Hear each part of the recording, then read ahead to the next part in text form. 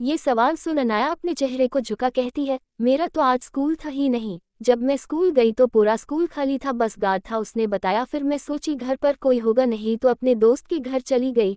फिर अभी mention I तो काका बोले तुम भी जल्दी आ गई। ये सुन मैं पूछी और कौन आया तो पता चला आप भी मेंशन आ गए हो। क्या आज आपका भी कॉलेज नहीं था? ये सवाल का पूरे डिटेल में वो बताने लगता है। वही दूसरी तरफ परेशान हो अनिरुद्ध अपने केबिन में बैठा था, तभी केबिन का दरवाजा नॉक होता है तो वो अंदर आने का इजाजत दे देता है। तभी उसका दोस्त विहान अंदर आ जाता है और दूसरे तरफ बैठ जाता है। फिर अनिरुद्ध को परेशान देख वो कहता है, क्या तुम्हारे नेफ्यू ने कुछ किया है? अनिरुद्ध का ऐसा शकल दिन भर तभी होता था तो अनिरुद्ध अफसोस से अपने सिर को हिला मोक्ष का कांड और अनाया के बेवकूफ़ी के बारे में बता देता है तो विहान हंसते हुए कहता है, सारे नमूने तेरे पास ही है। ये सुन अनिरुद्ध उसे घूर कर देखता है तो विहान अपने हंसी को कंट्रोल कर कहता है, अच्छा अब चलो भी मीटिंग के लिए लेट हो रहे हैं। ये सुन वो खड़ा हो जाता है, फिर विहान के साथ केबिन से बाहर निकल जाता है। वही दूसरी तरफ अनाया मोक्ष के सामने जिद करने लगती है, चलो ना भाई कहीं बाहर घूमने चले। ये सुन मोक्ष कहता है, नहीं अनाया, अंकल वैसे ही मुझसे नाराज है, अगर गए तो हम दोनों पर वो गुस्सा करेंगे। ये सुन अनाया कहती है, कैसे पता चलेगा? हम दोनों अंकल को बताएंगे ही नहीं तो, और काका से भी कह देंगे नहीं बताने, फिर उनके आने से पहले हम आ भी जाएंगे। ये सुन मोक्ष कहता है, ठीक है, पर घूमने कहाँ जाए? ये सुन अनाया थोड़ा सोचते हुए कहती है, नया मॉल खुला है और मैं सुनी हूँ वहाँ का गेम जोन मज़ेदार है। वैसे मोक्ष का कोई खास मन नहीं था पर अपनी बहन के लिए वो हामी भर देता है। फिर अनाया अपने रूम रेडी होने चली जाती है और मोक्ष भी रेडी होने लगता है। तभी ग्रुप में मैसेज आता है तो मोक्ष अपने मोबाइल को उठा ग्रुप मैसेज पढ़ता है जिसमें रचना लिखी होती है, किसी ने कोई स्टोरी पढ़ा? इस सवाल पर मोक्ष सोच रहा होता है वो क्या बोले, वही जय टाइप करता है, मेरे पास इतना फालतू टाइम नहीं है। अपना मैसेज टाइप करने के बाद वो सेंड कर देता है। तभी मोक्ष और रचना दोनों उस मैसेज को देखते हैं। फिर रचना टाइप करती है, भूलो मत जय, उसी नोवेल के कारण तुम्हें जॉब मिला है। ये पढ़ते ही जय झट से रचना को पर्सनल मैसेज करता है, रचना तू इस सीक्रेट के बारे में मोक्ष को बताई तो देख लेना। जब रचना के पास मैसेज गया तो जय के मैसेज को देख हंसने लगती है। वही मोक्ष वो मैसेज देख हैरान था तो वो टाइप करता है, जय तुम जॉब करते हो और स्टोरी की वजह से जॉब कैसे मिला? जब जय मोक्ष का ये मैसेज देखता है तो जय परेशान हो जाता है और वो सोचने लगता है क्या करे। तभी पीछे से एक आवाज आता है, काम में तुम्हें मन नहीं लग रहा है? ये आवाज सुन वो अपने फोन को झट से ऑफ कर उस तरफ देखता है। सामने आदित्य को देख जय घबरा जाता है। वही ग्रुप में शांति छाया हुआ देखता है तो मोक्ष को लगता है सब ऑफलाइन चले गए हैं तो वो अपने फोन को रखने वाला था। तभी रचना टाइप करती है, मुझे अभी बाजार जाना है, कुछ सामान लेने, फिर आकर बताती हूँ। फोन बजता है तो मोक्ष उसके मैसेज को देख ओके का मैसेज टाइप कर अपने फोन को साइड रख देता है। दूसरी तरफ जय आदित्य को देख जाने वाला था पर तभी आदित्य उसके हाथ को पकड़ अपने बाहों में खींच कहता है, क्या हुआ, भाग क्यों रहे हो गिलहरी? ये सुन जय उसे घूर कर देखता है और अपने मन में कहता है, इसे मैं कोई गिलहरी दिखता हूँ?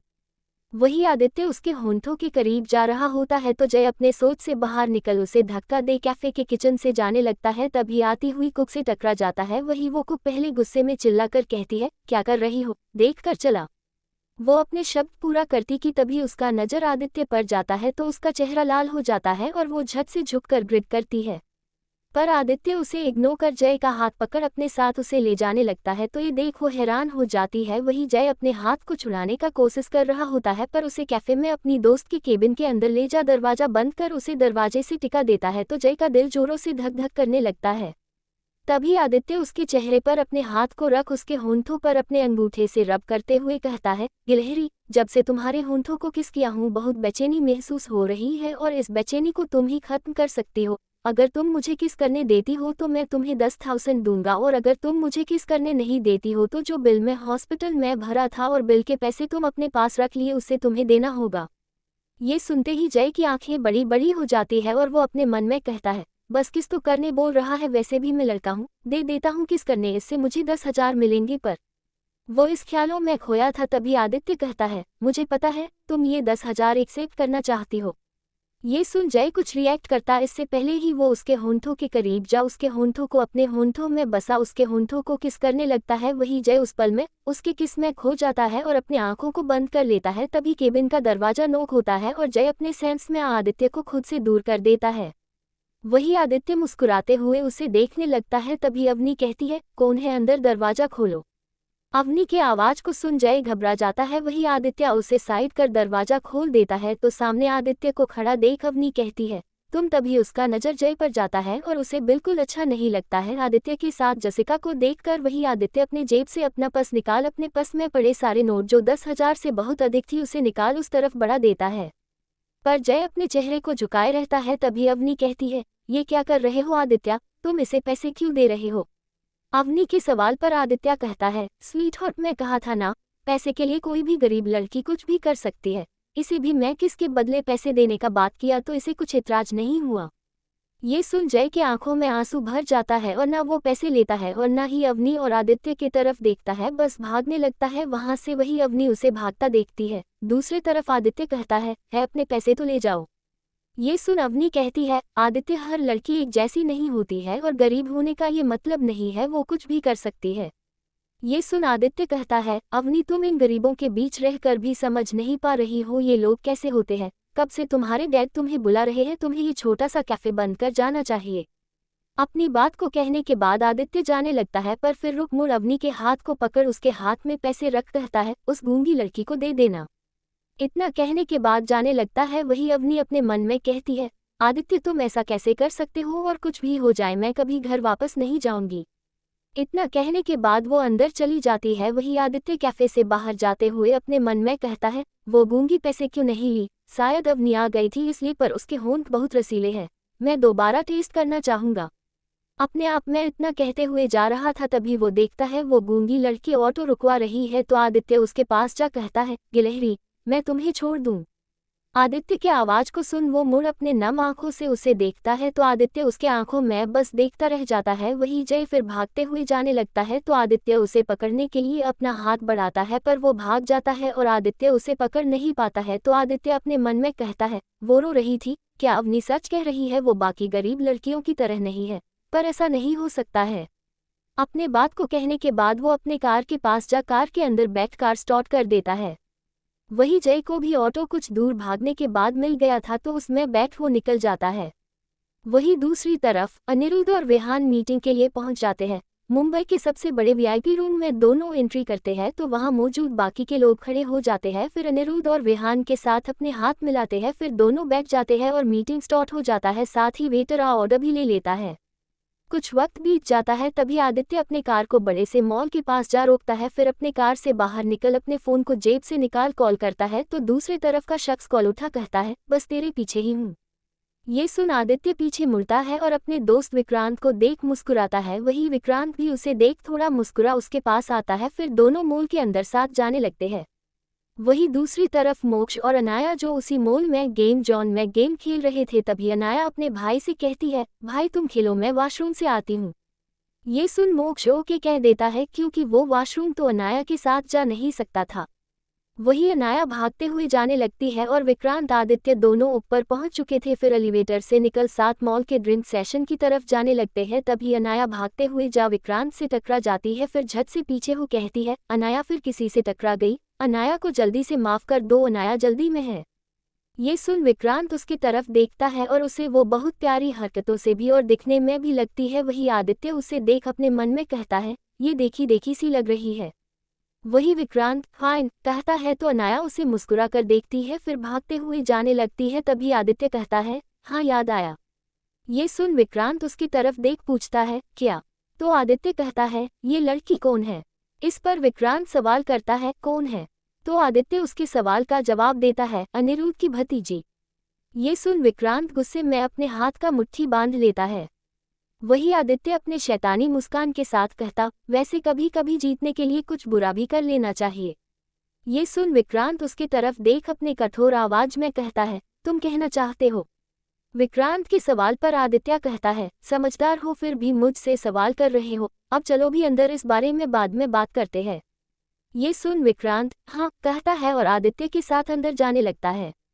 वही दूसरी तरफ अनिरुद्ध रेहान के साथ मीटिंग में बैठा था तभी चिराग अंदर आ अनिरुद्ध के कान में जा कुछ कहता है, फिर दूर हो सीधा खड़ा हो जाता है। वही अपने असिस्टेंट चिराग का बात सुन अनिरुद्ध परेशान हो अपने माथे में उंगली को रख देता है, जिससे रेहान को समझने में देरी नहीं लगता है कि जरूर मोक्ष और अनाया ने कुछ किया है।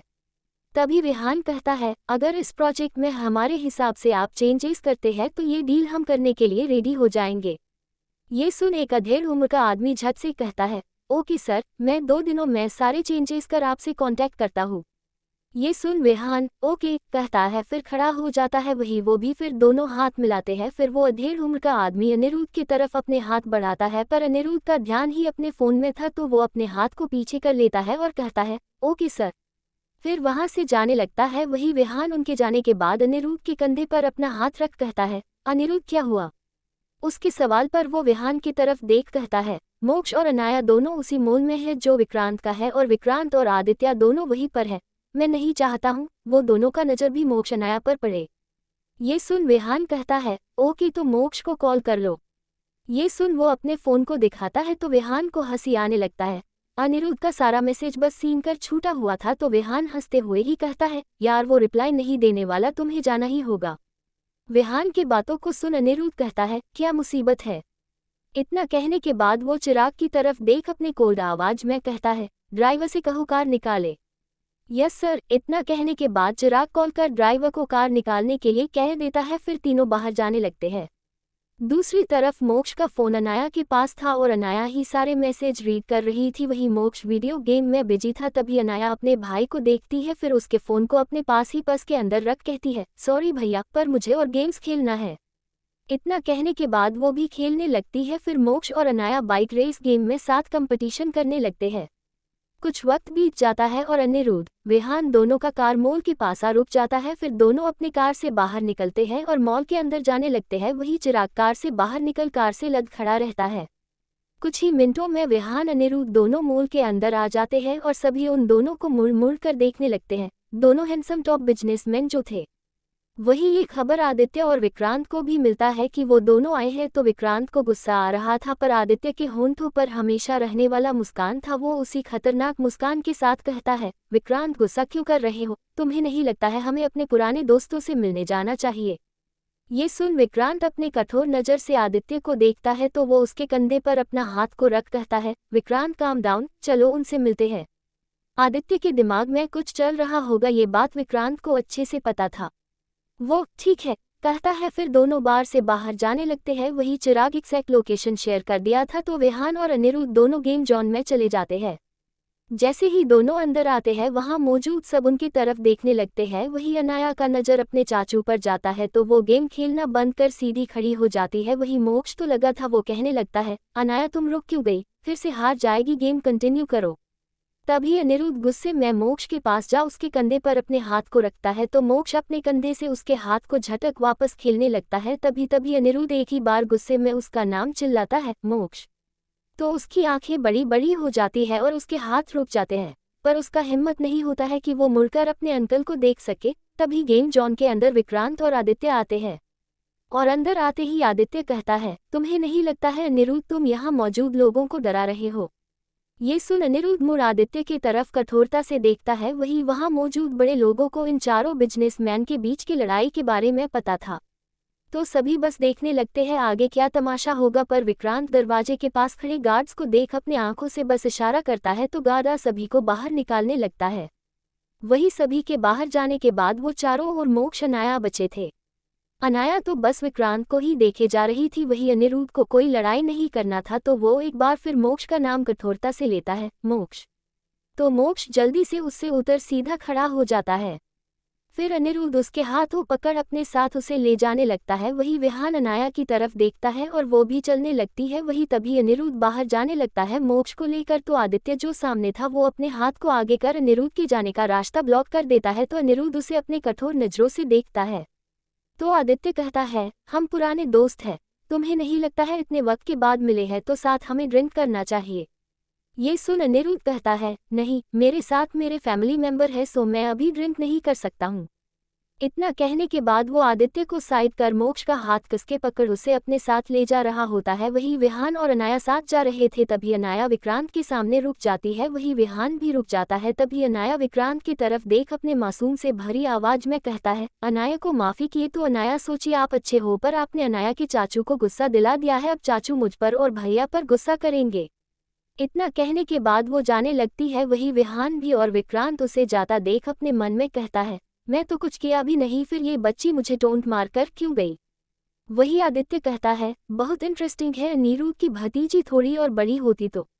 इससे आगे वो कुछ कहता कि तभी विक्रांत कहता है, आदित्य। अपना नाम सुन विक्रांत रुक जाता है। वही आदित्य अनाया के बारे में कुछ भी बोले, विक्रांत को क्यों फर्क पड़ रहा है।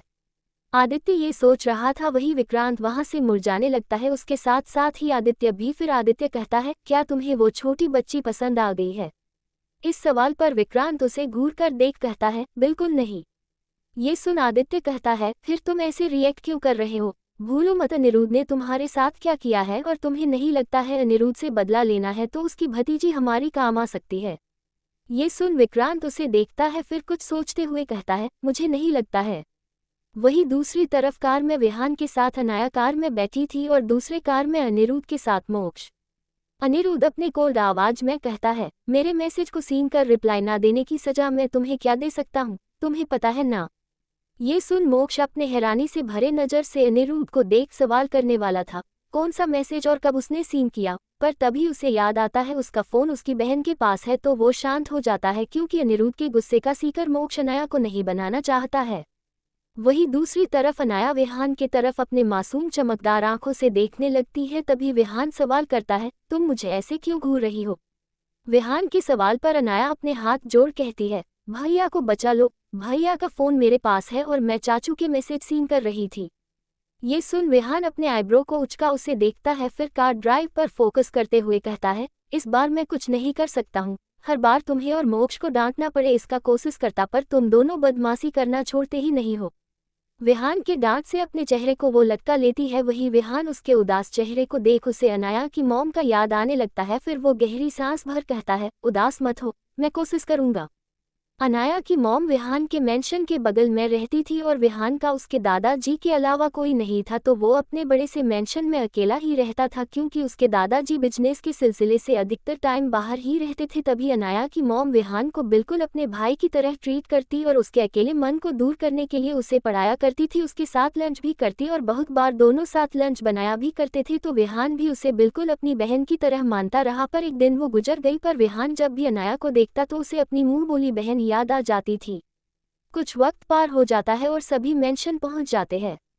कार से बाहर आने के बाद चारों अंदर आते हैं। फिर अनिरुद्ध सोफे पर बैठ जाता है और उसके गुस्से को शांत करने के लिए विहान उसके बगल में। वही मोक्ष और अनाया खड़े थे। उन दोनों को अपने कठोर नजर से देख अनिरुद्ध कहता है, तुम दोनों एक साथ रहोगे तो ऐसे ही बदमाशी करते रहोगे। ये सुन अनाया झट से रोने लगती है और कहती है, अनाया को हॉस्टल मत भेजना। ये सुन अनिरुद्ध अपने कोल्ड आवाज में कहता है, मोक्ष कॉलेज के हॉस्टल में रहेगा। ये सुन मोक्ष अपने उदासी से भरे नजर से अनिरुद्ध को देख अपने मन में कहता है, क्यों एक छोटी सी गलती के लिए मुझे हॉस्टल भेज रहे, क्या आप चाहते हो मैं अनाया और आपसे दूर रहूं। वही अनाया कहती है, आप ऐसा नहीं कर सकते चाचू। तभी मोक्ष अनाया का हाथ पकड़ कहता है, ठीक है मैं जाने के लिए तैयार हूँ। ये सुन अनाया कहती है, नहीं अगर भैया गए तो मैं खाना पीना सब छोड़ दूंगी। इतना कहने के बाद वो भागते हुए जाने लगती है। वही उसके जाने के बाद अनिरुद्ध कहता है, मैं उसे संभाल लूंगा, तुम अपना पैकिंग कर लो। ये सुन अपने हाथ का मुट्ठी बांध मोक्ष कहता है, ठीक है, पर क्या एक सवाल कर सकता हूँ। ये सुन अनिरुद्ध उसे देख कहता है, हाँ। तो मोक्ष उसके आंखों में देख कहता है, एक छोटी सी गलती के लिए आप मुझे हॉस्टल क्यों भेज रहे हो, क्या आप मुझे अपने सामने नहीं देखना चाहते हैं, वैसे भी मुझे आप इग्नोर करते हैं डांटते हैं, रीजन क्या है, क्योंकि मैं इस परिवार का खून नहीं हूँ इसलिए। ये सुन अनिरुद्ध खड़ा हो मोक्ष के पास जा गुस्से में हाथ उठाने वाला होता है। वही मोक्ष अपनी आंखें को कचकचा कर बंद कर लेता है। तभी अनिरुद्ध अपने हाथ को हवा में ही रोक कहता है, अपने रूम जाओ। ये सुन मोक्ष के आंखों में आंसू भर जाता है और वो रोते हुए अपने रूम भागते हुए जाने लगता है। तभी विहान कहता है, तुम गलत कर रहे हो अनिरुद्ध। ये सुन अनिरुद्ध कहता है, विहान अगर वो यहाँ रहा तो बिल्कुल पढ़ाई नहीं करेगा। ये सुन विहान कहता है, अनिरुद्ध जिसे पढ़ना होता है वो कहीं भी पढ़ लेता है और जिसे नहीं वो कहीं नहीं, वैसे भी उसे पढ़ाई में नहीं सिंगिंग में इंटरेस्ट है। अपने बात को कहने के बाद वो वहां से जाने लगता है। वही विहान के जाने के बाद एक गहरी सांस भरते हुए अनिरुद्ध अपनी आंखों को बंद कर सोफे से अपने सिर को टिका लेता है। वही दूसरी तरफ मोक्ष अपने रूम में बिना दरवाजा अच्छे से लॉक किए अपने बेड पर जा अपने चेहरे को तकिए में दबा रोए जा रहा था। तभी उसका फोन बजने लगता है तो वो रोते हुए ही अपना फोन देखता है। जब स्क्रीन पर रचना का नाम देखता है तो वो कॉल उठा अपने कान से लगा कहता है, हेलो रचना। मोक्ष के उदासी से भरे आवाज को सुन रचना कहती है, तुम भी रो रहे हो क्या? ये सुन मोक्ष सवाल करता है, और कौन रो रहा है? मोक्ष के सवाल पर उदासी से रचना कहती है, जय। ये सुन मोक्ष का रोना बंद हो जाता है और वो झट से सवाल करता है, पर क्यों? मोक्ष के सवाल पर रचना कहती है, एक सीक्रेट बताऊं, प्लीज जय को मत बताना। ये सुन मोक्ष कहता है, ओके। तो रचना बताना शुरू करती है, तुम्हें तो पता है ना जय के पेरेंट्स जिंदा नहीं है, बस उसकी दादी है। ये सुन मोक्ष कहता है, हाँ, इसी वजह से उसे जॉब करना पड़ता है। मोक्ष जब ये बात कहता है तो रचना आगे बताती है, जय हमेशा से अकेला नहीं था, उसके पास उसका बड़ा भाई था जो जय को कभी उसके पेरेंट्स ना होने का एहसास नहीं होने दिए थे। ऊपर से वो जय के लाइफ में कभी कोई कमी नहीं होने दिए हैं और दादी का इलाज भी अच्छे से होता आया था। पर एक दिन जय के बड़े भाई कहीं लापता हो गया। पुलिस बहुत ढूंढने का कोशिश किया उन्हें, पर वो कहीं नहीं मिले, बस उनका खून से सना कपड़ा मिला, जिससे पुलिस ने जय से ये कहा कि शायद वो मर चुका है। जय को आज तक इस बात पर भरोसा नहीं हुआ है और इसी कारण दादी और बीमार होने लगी और उन्हें हॉस्पिटल एडमिट करना पड़ा। जय के पास पैसे भी खत्म हो गए थे और उसे कोई जॉब नहीं मिल रहा था। तो आखिर में एक कैफे के बाहर जॉब का पैम्पलेट था, पर वहां सिर्फ लड़कियों को ही जॉब दिया जा रहा था। तो मैं उसे आइडिया दी, क्यों ना तुम लड़कियों का गेटअप लो। तो वो वैसा ही किया। पर आज इतना कहने के बाद जय के साथ कैफे में जो कुछ आदित्य ने किया था और जैसा कैरेक्टर सर्टिफिकेट गरीब लड़कियों को आदित्य दिया था, रचना वो सब मोक्ष को बता दी। ये सारी बातें सुन मोक्ष कहता है, कौन है वो? अगर मैं वहां होता तो उस आदमी को धो देता। ये सुन रचना कहती है, मैं भी, पर हम नहीं थे तो अभी हमें सोचना होगा जय का मूड कैसे ठीक करे। और इतना कह रुक जाती है। तभी मोक्ष कहता है, और क्या रचना? मोक्ष के सवाल पर रचना कहती है, मैं नहीं चाहती जय वहां काम करे, पर मुझे पता है वो जॉब नहीं छोड़ेगा क्योंकि उसके ऊपर बहुत जिम्मेदारियां हैं। ये सुन मोक्ष कहता है, मैं कुछ हेल्प करूं उसके नए जॉब के लिए? इस पर रचना कहती है, नहीं मोक्ष, जय को ये पसंद नहीं है। इतना कह रचना सवाल करती है, वैसे तुम क्यों रो रहे थे? रचना के सवाल को सुन मोक्ष उदास हो कहता है, आज मैं और मेरी बहन बिना बताए बाहर चले गए तो इतनी छोटी गलती के लिए मुझे हॉस्टल भेजा जा रहा है। ये सुन रचना कहती है, ये तो गलत बात है, मैं भी बिना बताए बहुत जगह जाती हूँ। सच में मोक्ष, तुम्हारे अंकल बहुत खड़ूस है, मुझे तो लगा था वो बहुत प्यारे होंगे जब उन लड़कों से माफी मंगवाए थे तो। पर इससे आगे वो और कुछ कहती कि तभी वो कहता है, ऐसा भी नहीं है रचना, वो मेरा केयर करते हैं। जब मोक्ष ये बात कह रहा होता है तभी अनिरुद्ध दरवाजे के पास आ खड़ा हो मोक्ष की बातें शांति से सुन रहा होता है। वही रचना कहती है, जब तुम्हें जवाब पता है मोक्ष तो तुम रो क्यों रहे हैं? वो केयर करते हैं इसलिए तुम्हें हॉस्टल भेजने की बात की, और शायद जहाँ गए थे वो जगह तुम्हारे लिए सही नहीं हो। सोचो, वो कॉलेज में तुम्हारा साथ दिए थे क्योंकि तुम सही थे, यहाँ तुम गलत हो गए इसलिए। अब मोक्ष को समझ आ रहा था, वो झट से कहता है, रचना फिर तो मैंने गलती कर दिया। ये सुन रचना सवाल करती है, कैसा गलती? रचना के सवाल पर मोक्ष कहता है, मैंने कुछ ऐसी बातें कह दिया जिससे किसी को भी बुरा लग जाए। क्या उन्हें बुरा लगा होगा? तभी रचना कहती है, क्यों नहीं, भले कोई कितना भी दिखाए वो स्ट्रॉन्ग है, खड़ूस है, पत्थर दिल का है, पर ऐसा नहीं होता मोक्ष। ये सुन मोक्ष अपना क्यूट सा चेहरा बना कहता है, तो मैं क्या करूं? इस बात पर रचना झट से कहती है, सॉरी बोलो। इस पर मोक्ष मासूमियत से कहता है, मैं सॉरी बोलूंगा तो वो मुझे हॉस्टल नहीं भेजेंगे। ये सुन रचना कहती है, हो सकता है। तो मोक्ष झट से खुश हो कहता है, तो मैं मिशन सॉरी शुरू करता हूँ, फिर कल जय का मूड ठीक करने के लिए हम एम्यूजमेंट पार्क चलते हैं। इस बात पर रचना कहती है, अच्छा है, पर अपने अंकल से पूछ लेना। ये सुन मोक्ष कहता है, हाँ हाँ, इस बार पूछ कर जाऊंगा। वही अनिरुद्ध आया तो था, उससे बात करने पर ये सारी बातें सुन वो वहां से जाने लगता है। वही दूसरी तरफ जय अब अपना मूड ठीक करने के लिए रचना का भेजा हुआ मांगा पढ़ने लगता है, और जब दो लड़कों के बीच के सीन आता है तो उसे पढ़ते हुए वो आदित्य के किस को याद करने लगता है। फिर मांगा पढ़ना बंद कर अपने होंठों पर अपने हाथ को रख खुद में कहता है, अगर इस बार वो मुझे मिला तो मैं। इतना कह रोते हुए कहता है, कुछ नहीं कर सकता हूँ। खुद में वो बड़बड़ाए जा रहा था तभी उसके फ़ोन में मैसेज आता है, तो वो अपने फ़ोन को उठा मैसेज चेक करता है। मैसेज अवनी का था। अवनी ने मैसेज में लिखा था, कल से तुम्हें काम पर आने का ज़रूरत नहीं है, बस अपने सारे ड्यूज पैसे लेने आ जाना। मैसेज पढ़ने के बाद वो उठकर बैठ जाता है और वो टाइप करता है, पर क्यों मैम, मेरी कोई गलती नहीं है। मैसेज झट से सीन हो जाता है और अवनी उसे टाइप कर भेजती है, गलती हो ना हो बस मैं नहीं चाहती अब तुम यहाँ और काम करो। इतना मैसेज करने के बाद अवनी अपने फ़ोन को साइड में रख देती है और खुद में कहती है, मैं बहुत सेल्फिश हूँ पर मैं आदित्य को अपने सामने किसी लड़की के करीब जाने नहीं दे सकती हूँ। वहीं दूसरी तरफ जय ओके मैम लिख देता है और उसके आंखों से आंसू आने लगता है। वो अपने आंखों से आंसू पोंछ खुद में कहता है, मैं दूसरे जॉब ढूंढूंगा। इतना कहने के बाद वो जो अब तक लड़की वाली ड्रेस में ही रो रहा था फिर मांगा पढ़ रहा था वो पढ़ना बंद कर निकल जाता है। तो सभी जय के घर से लड़की को निकलता देखते हैं तो आसपास के लोग हैरान रहते हैं। वहीं जय अपने आसपास के लोगों को खुद की तरफ घूरता पाता है तो खुद के पर ध्यान देता है और खुद को लड़कियों की ड्रेस में देख अपने मन में रोते हुए कहता है, मैं ऐसा क्यों हूँ। इतना कहने के बाद मन ही मन रोते हुए वो चलने लगता है। धीरे धीरे आसमान काला पड़ने लगता है पर जय का ध्यान अपने जॉब छूटने और नए जॉब की तलाश में था पर कुछ नहीं मिलता तो वो रास्ते की साइड में जहाँ पोल पर लाइट लगा था उसके सामने वाले बेंच पर जा बैठ जाता है। भूखे प्यासे होने के कारण उसका दिमाग शरीर सब काम करना बंद कर दिया था। वही रचना भी देखी थी अपने बालकनी से कि जय अपने लड़की रूप में कहीं जा रहा है। उसे लगा कैफे जा रहा है लेकिन वो कभी अपने लड़की रूप में आगे के रास्ते से नहीं जाता था। बहुत देर भी हो रहा था। वो बालकनी से बार बार उसके घर के दरवाजे को देख रही थी। ताला लॉक अब तक देख वो परेशान हो जाती है। फिर उसे कॉल करने लगती है पर चार्ज ना होने की वजह से जय का फ़ोन खुद ब खुद ही बंद हो गया था। तो वो अपने रूम जाती है फिर अपने ट्राउज़र को बस बदलती है और अपने रूम से बाहर चली जाती है। तभी उसके माता पिता उसे कहीं जाते हुए देखते हैं तो उसकी माँ सवाल करती है, कहाँ जा रही हो रचना।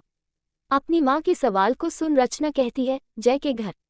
इतना कहने के बाद वो अपने जूते को पहनने लगती है। वही रचना के पापा कहते हैं, डिनर तक आ जाना। ठीक है पापा, इतना कह वो निकल जाती है। रचना के माता पिता दोनों को पता था जय कैसा है और उसके घर जाने देर तक रहने से रचना के माता पिता को कोई परेशानी नहीं था।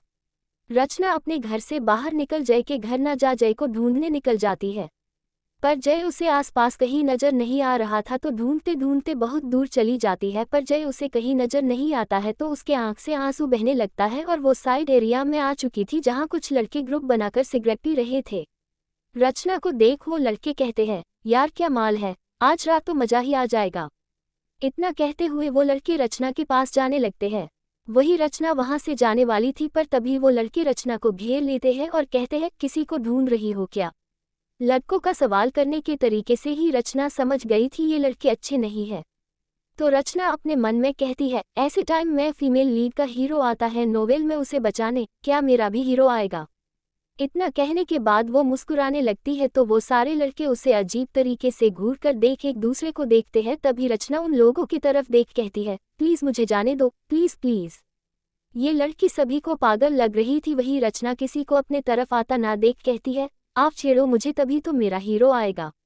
रचना के अजीब हरकतों से वो लड़के वहां से खिसकने लगते हैं। तभी रचना उन्हें जाता देख उनके पीछे जाते हुए कहती है, मुझे छेड़ो ना, कहाँ भाग रहे हो। पर रचना के पीछे आने से सब भाग जाते हैं। तभी रचना अपने कमर पर हाथ रख कहती है, उस कॉलेज में मेरा कोई हीरो नहीं था तो लड़के छेड़ रहे थे और यहाँ मेरा कोई हीरो आ सकता था पर कोई छेड़ा ही नहीं मुझे। इतना कहने के बाद वो उदास हो जाने लगती है और जय को ढूंढने लगती है।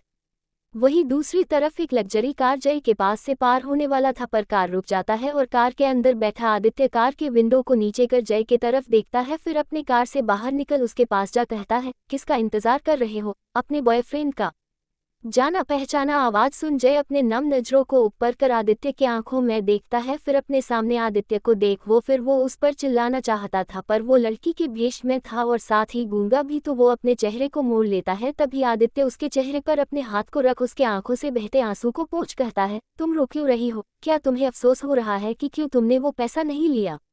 ये सुन जय आदित्य के हाथ को झटक खड़ा हो जाने लगता है। वही आदित्य को बहुत गुस्सा आता है जय के ऐसा करने से। वो उसका हाथ को पकड़ अपने करीब खींच लेता है और कहता है, तुम्हारी इतनी औकात नहीं है कि तुम मेरे हाथ को झटको और मेरे इजाजत के बिना जाओ।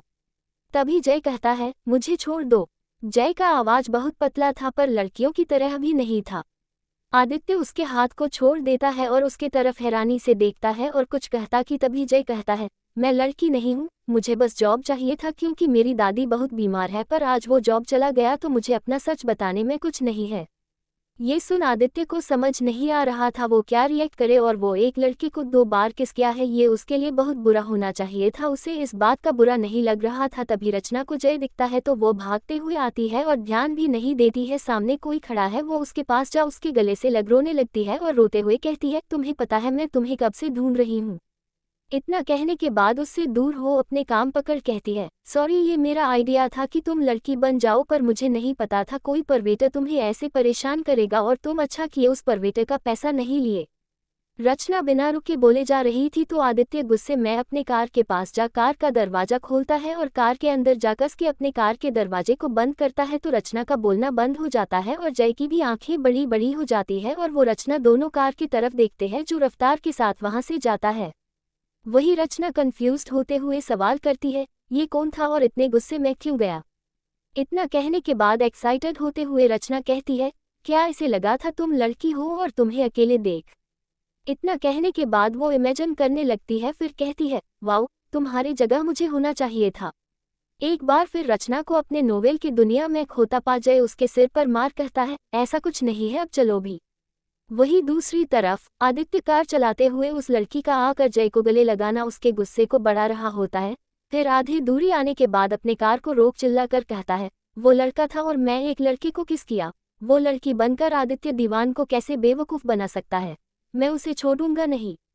इतना कहने के बाद वो वापस से कार स्टार्ट कर देता है। वहीं दूसरी तरफ मोक्ष सॉरी बोलने का पूरा प्रैक्टिस कर लिया। डिनर का भी वक्त होने वाला था, डिनर सभी साथ अच्छे से करे इसलिए वो पहले माफी मांगने का सोच अनिरुद्ध के रूम के दरवाजे के पास आ खड़ा हो गया। फिर दरवाजा नॉक किया तो अनिरुद्ध जो सिगरेट की कस ले रहा था वो अपने सिगरेट को बुझाते हुए कहता है, दरवाजा खुला है।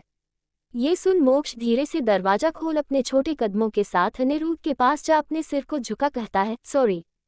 तो अनिरुद्ध उसकी तरफ देखता है फिर कहता है, तुम्हें लगता है तुम्हारा सॉरी सुन मैं तुम्हें हॉस्टल नहीं भेजूंगा। ये सुन मोक्ष कहता है, अगर आप चाहते हो तो मैं हॉस्टल चला जाऊंगा, पर ये सॉरी आपको वो सब कहने के लिए है जो मुझे नहीं कहना चाहिए था। इतना कहने के बाद वो कुछ सेकंड रुकता है फिर कहता है, मैं अपना सामान आज पैक कर लूंगा। इतना कहने के बाद वो जाने लगता है तभी अनिरुद्ध उसके हाथ को पकड़ उसे जाने से रोक कहता है, कोई जरूरत नहीं है सामान पैक करने का, तुम यही रहोगे। ये सुन मोक्ष बहुत खुश हो जाता है। वही अनिरुद्ध उसके हाथ को छोड़ देता है तो मोक्ष मुड़ अनिरुद्ध के पास जा उसके गोद के ऊपर चढ़ा उसके गले से लग उसके गाल पर किस करता है तो अनिरुद्ध उसे देखने लगता है, पर तब तक मोक्ष उसके गले से लग कहता है, आप बहुत अच्छे हो, आई लव यू। ये सुन अनिरुद्ध की आंखें हैरानी से बड़ी हो जाती है। वही मोक्ष को लगता है वो कुछ अधिक ही बोल दिया है, उसका चेहरा लाल होने लगता है और वो आगे ही अनिरुद्ध की आंखों में देखने लगता है तो अनिरुद्ध अपने चेहरे पर हमेशा रहने वाला एक्सप्रेशन ला उसके बाल पर अपने हाथ रख कहता है, लव यू टू। ये सुन मोक्ष के होंठों पर मुस्कान छा जाता है और वो मुस्कुराते हुए सवाल करता है, ये कैसा वाला लव यू टू है। उसके ऐसे सवाल पर अनिरुद्ध कहता है, जो एक अंकल और नेफ्यू के बीच का होता है। ये सुन मोक्ष उसके गोद से उतर कहता है, ओह वैसे मुझे कल एम्यूजमेंट पार्क जाना है, दोस्तों के साथ तो जा सकता हूँ। ये सुन अनिरुद्ध कहता है, मुझे तुम्हारे कहीं जाने से कोई प्रॉब्लम नहीं है, बस मेरे मैसेज और कॉल का तुम रिप्लाई दिया करो। ये सुन मोक्ष कहता है, अगली बार से ये गलती नहीं होगा। ये सुन अनिरुद्ध कहता है, ओके अब अनाया के पास जाओ। ये सुन मोक्ष हाँ कहता है फिर अनाया के पास जाने लगता है। वही मोक्ष के जाते ही अनिरुद्ध अपने हाथ को देखना लगता है और उसके होंठों पर हल्की मुस्कान आ जाती है। तभी उसका फोन बजता है तो वो अपने फोन को उठा स्क्रीन पर विहान का नाम देख कॉल उठा लेता है। आगे के भाग को जानने के लिए चैनल को सब्सक्राइब करें और वीडियो में लाइक और कमेंट कर अपना सपोर्ट दे। Thank you.